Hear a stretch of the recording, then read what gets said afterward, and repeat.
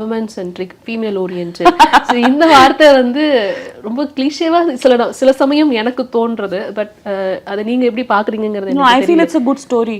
At the end, எனக்கு பொறுத்த வரையும் சத்தம் போடாது is all about the female characters. But அந்த மேல் சென்ட்ரிக்னு யாரும் சொல்றது இல்லையே, விமன் சென்ட்ரிக்னு சொல்றாங்க அப்படிங்கிற ஒரு விஷயம் ஓடிட்டே இருக்கும் சில நேரங்கள் அதை பார்க்கும்போது. I think there is a reason for that actually.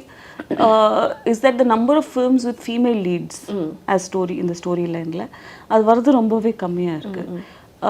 And most of the times அவங்க சொல்வாங்க star value or whatever, but even if you look at star value, did it require Nayanthara to be what she is today to get the roles which she is doing today? Is it necessary? ஏன்னா நம்ம maximum cinema வருது actually சின்ன படங்கள். 70-80% of our films are Telugu இருக்கட்டும், தமிழா இருக்கட்டும், Malayalam, they're always, and மிக்க வருஷ time அதில் because of budgetary issues, you always have new cast or fairly inexperienced or not very established.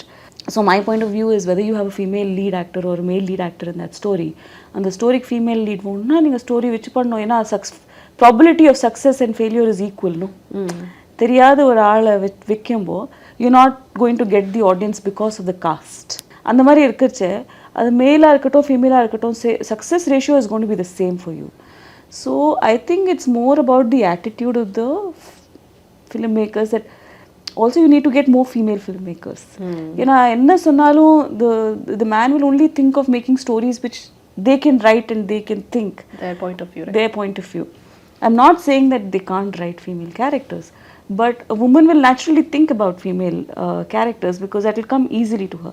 It's not necessary that they will only do female centered films or will only have female protagonists, but chances are higher. ஆனால் நான் பண்ண படங்கள், for instance, even if you look at I think for me always like சத்தம் and எறும்பு கோட்டை முரட்டு சிங்கம், அந்த மாதிரி ஃபீமேல் கேரக்டர்ஸ் நம்ம இமேஜின் பண்ணது ஒரு மேல் டிரெக்டர்ஸ் தான்.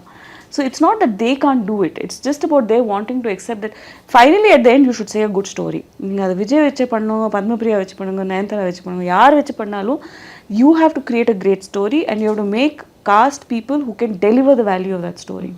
I think அந்த ஸ்பேஸ்ல நம்ம மூவ் பண்ற ஒரு டைம் வந்தாச்சு. One of the biggest revolutions which I think OTT has brought, they're always open to seeing diversity. எனக்கு எவ்வளோ வித்தியாசமா நீங்க சப்ஜெக்ட் கொண்டு வரலோ அது நீங்கள் கொண்டு வாங்க. காதல், for instance, let me say Sandhya காதல் was a nobody, Bharat was nobody when Balaji sir got காதல். It was such a massive super duper hit and it was a very intense love story. It was not ஒரு bubbly fluffy love ஸ்டோரிலாம் ஒன்றுமே கிடையாது. அது மாதிரி Vasanth Balan sir direct பண்ண படங்கள். அஞ்சலி when she came into the industry, it was a nobody, right? Like, so but then those films did so well. And that's because they were very powerful stories. And audience always wants to see powerful stories. And with OTT, I think that has the number audience, pre-COVID, post-COVID audience have changed dramatically.